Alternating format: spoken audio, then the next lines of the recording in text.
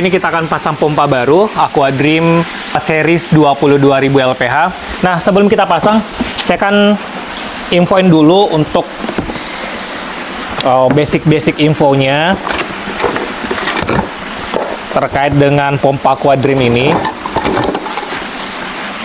Sekedar info juga, sebelumnya kan kita udah review nih. Jadi teman-teman yang pengen tahu secara detail, itu udah saya buat reviewnya dan juga tesnya segala macam di video saya sebelumnya. Nah, lumayan ya iklan colongan. Di pompa Aqua Dream ini, seperti tadi kita udah jelasin bahwa ini kapasitasnya sebesar 22.000 LPH dengan konsumsi pemakaian listriknya itu sebesar 250 watt. Nah, pada saat kita tes saat itu menggunakan flow meter, saat itu real flow-nya itu sebesar 18.000 LPH, jadi sekitar turun 15-8% lah dari flow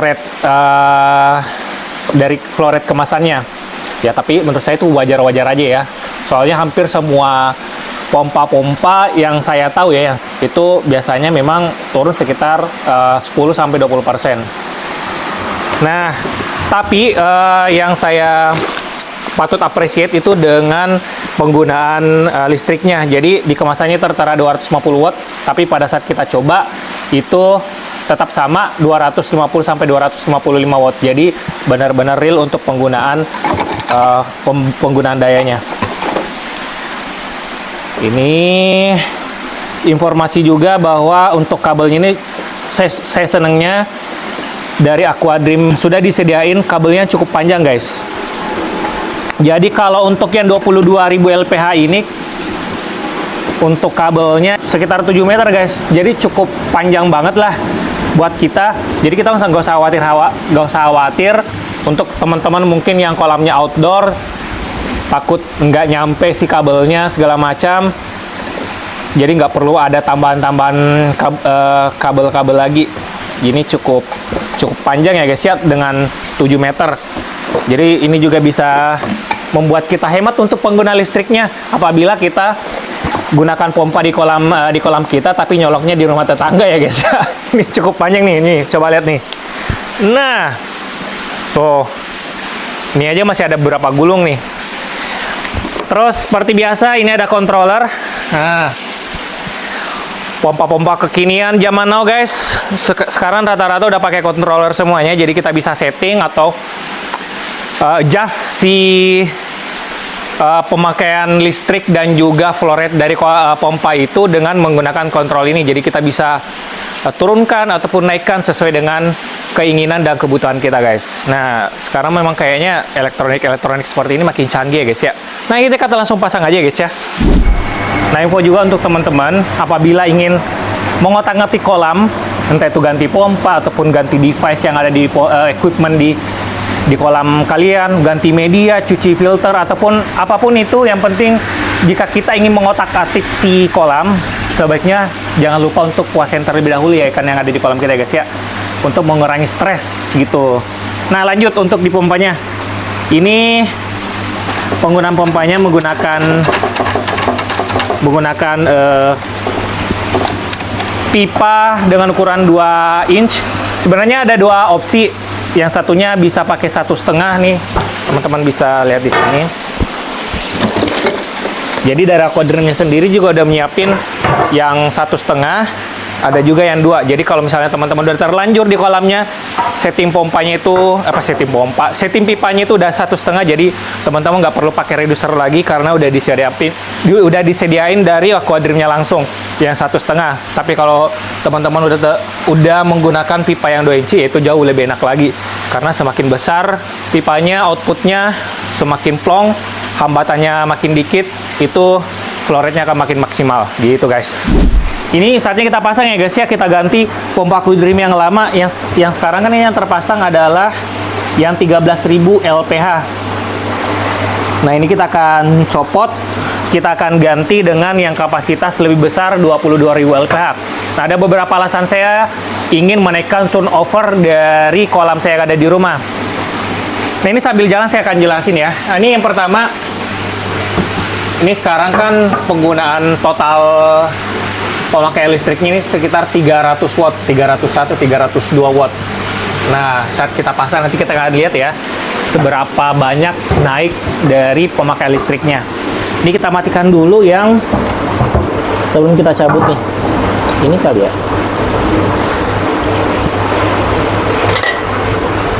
Oh ya benar, ini.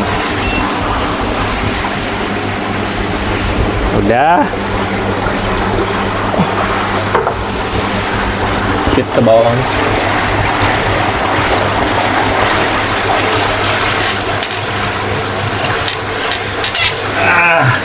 Ini dia.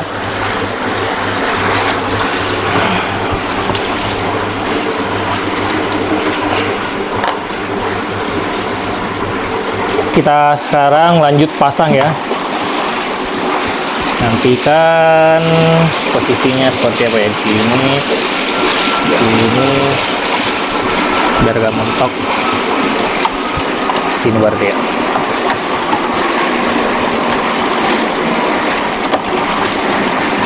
Nah, ini kita lihat perbandingan size-nya ya kayak guys ya. 13.000 dan 22.000 LPH. Cukup jauh ya ukurannya ya guys ya. Pompanya. Ini kita pasang, bismillahirrahmanirrahim. Udah kenceng ya semuanya belum ya? Kita pastiin dulu ya. Oke.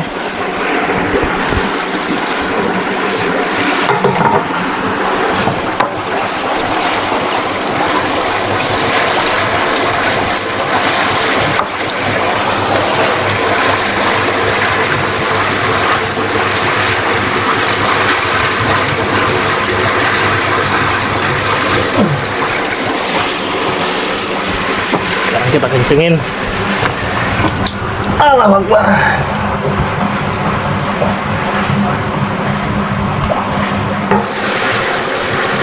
Oke.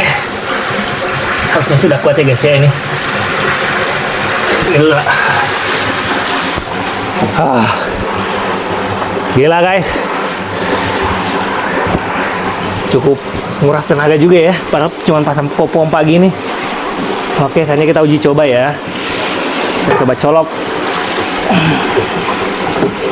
Oh iya, informasi juga guys. Kemarin kan pada saat saya review si pompa Quadrim yang 13.000 LPH ini, banyak yang komen katanya ini nyetrum segala macam. Nah, sebenarnya kenapa itu nyetrum? Karena si kontrolernya ini ikut ditenggelamkan ke dalam air. Beberapa yang saya tanya itu mereka nenggelam juga si kontrolernya. Jadi ini sekalipun ini memang sebenarnya udah semacam apa ya, kayak water resistant gitu guys, kena air juga nggak apa-apa, tapi jangan ditenggelamkan juga ya guys ya ke dalam airnya sekalian. Ini kalau bisa di areanya area luar gitu. Jadi ini sebenarnya kalau misalnya kena percikan hujan nggak apa-apa, cuman jangan ditenggelamkan juga di kolamnya gitu. Nah ini jadi harus tetap di area luar guys ya, kan masih basah. Kita keringkan dulu ya guys ya. Pakai baju yang instan-instan aja, gak usah jauh-jauh.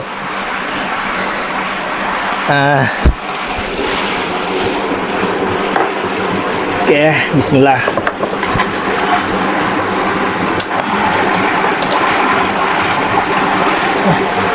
Gak kelihatan. Ada bunyinya guys, kaget ya. Ini mulai.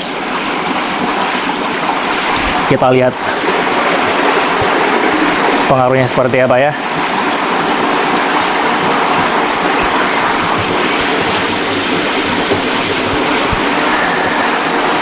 Oh iya, debitnya cuman kenceng ya guys ya.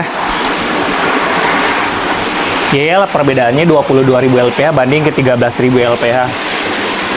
Nah, sekarang kita lihat nih untuk di kontrolernya. Di sini tertera 250 ya, pokoknya 250. Nah, itu menandakan bahwa jumlah pemakaian dayanya itu 250. Ini settingan paling maksimalnya. Gitu. Nah, kita lihat sekarang di bagian. Nah, di sini tertulis 44142. Kita bulatin aja 440 ya guys ya. Nah, pada saat awal kita menggunakan Aquadrim yang 13.000 LPH, itu tadi menunjukkan angka pengguna listrik totalnya itu 300 watt. Nah, berarti naik sekitar 140 watt. Nah, karena memang untuk yang Aquadrim yang versi 13.000 LPH ini pemakaian dayanya itu sekitar 100 watt. Jadi ada beberapa alasan mengapa saya menaikkan turnover ataupun flow rate yang ada di kolam saya. Yang pertama itu karena saya cukup tergelitik ya guys ya, ataupun saya cukup tertarik dengan teori lama yang mengatakan bahwa turnover yang terlalu cepat itu kurang baik. Katanya sih yang sebaiknya itu adalah di 0,5 kali putaran sampai maksimal 2 kali putaran. Katanya lebih dari itu kurang bagus banget untuk kondisi di kolam kita. Jadi jika terlalu cepat si turnover ataupun flow rate yang ada di kolam kita, katanya itu si bakterinya nggak sempat mengolah amoniak nitratnya, kemudian airnya masuk lagi deh ke kolam utama. Nah itu alasan yang pertama. Jadi kalau untuk alasan yang pertama itu nanti kita akan buktikan tuh setelah ini running selama 2 minggu kurang lebih, nanti katakan tes menggunakan test kit untuk mengecek amoniak nitratnya seperti apa, apakah memang akan memburuk atau malah sebaliknya akan lebih bagus. Nanti kita akan coba. Nah untuk mendukung agar akurat tesnya, nanti pemberian pakannya nanti akan saya tetap samakan. Saat ini kan yang berjalan itu pemberian makan setiap harinya rata-rata 200 gram per hari. Nanti tidak akan saya ubah, saya akan tetap setting dengan pemberian pakan yang sama atau feedernya. Jadi tetap sama aja 200 gram per hari. Nanti kita akan cek amoniak nitratnya.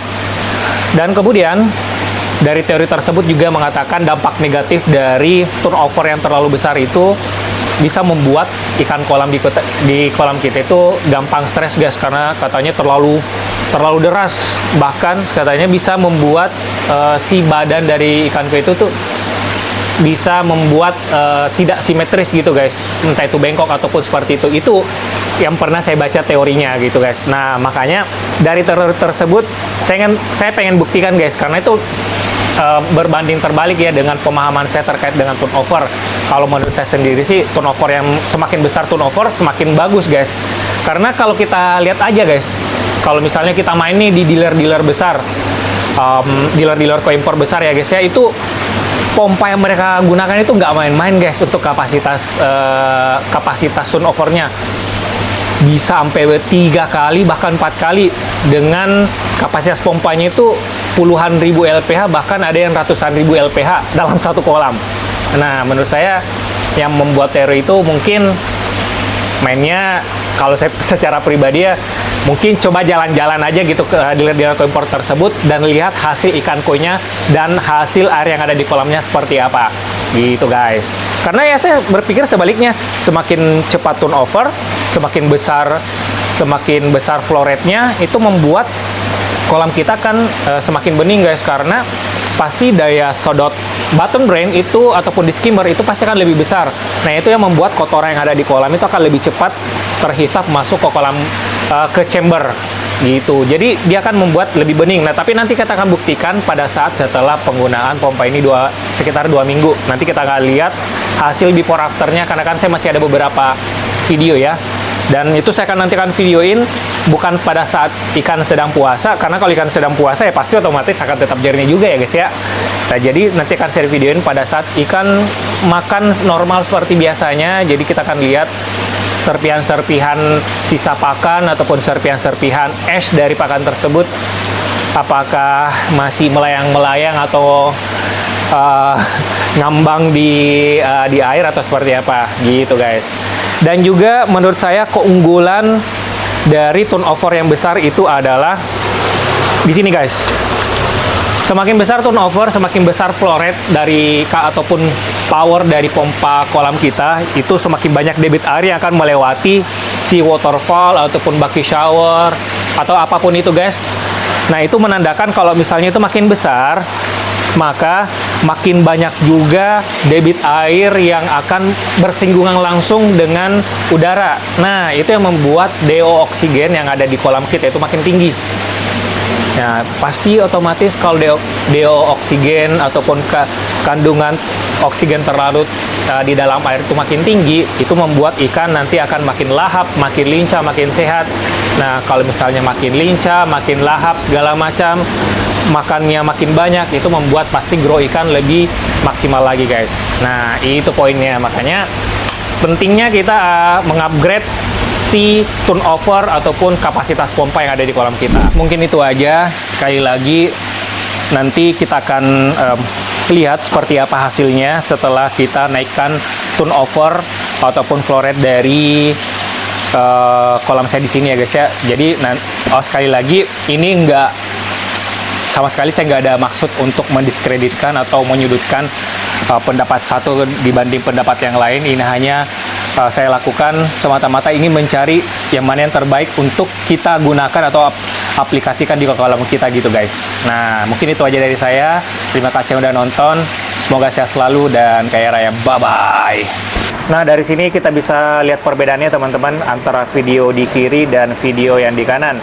Dimana setelah kita naikkan turnovernya dari awalnya 2 kali putaran menjadi 3,5 kali putaran, menurut analisa saya saat ini masih belum benar-benar ada signifikan perubahannya ya guys ya. Walaupun memang ini sudah mulai berkurang si residu-residu yang melayang yang ada di air kolam, namun belum begitu signifikan turunnya. Nah menurut analisa saya, yang pertama ini terjadi karena ya mungkin menurut saya 3,5 kali putaran ini belum cukup. Memang mungkin harus ditambahkan 4-5 kali turnover. Nah kemudian analisa saya yang kedua itu adalah karena pada sistem filter saya tidak dilengkapi dengan media untuk water polishing, jadi ini yang memungkinkan partikel-partikel kecil ataupun partikel-partikel halus tetap terlihat. Namun satu hal yang patut saya syukuri guys ya, setelah turnover dinaikkan, pasca 30 menit ikan diberi pakan, kotoran di bagian dasar kolam itu benar-benar langsung bersih guys ya, hilang kesedot di bottom drain. Oke, selanjutnya kita tes untuk kualitas airnya. Untuk amoniak, nitrit, dan nitratnya yang pertama kita coba dulu tes untuk amoniaknya dulu ya. Amoniak 1, amoniak 2. 1, 2, 3, 4, 5, 6, 7, 8. Nah setelah 5 menit ini hasilnya amoniaknya 0 ya guys ya. Selanjutnya kita cek untuk nitritnya dulu ya. 5 tetes. 1, 2, 3, 4, 5. Nah setelah 5 menit ini dia hasil tesnya guys. 0 juga untuk nitritnya. Yang terakhir kita cek nitratnya. 1, 2, 3, 4, 5, 6, 7, 8, 9, 10. Kita tunggu sekitar kurang lebih 30 detik. Nitrat tes botol yang kedua 10 tetes juga.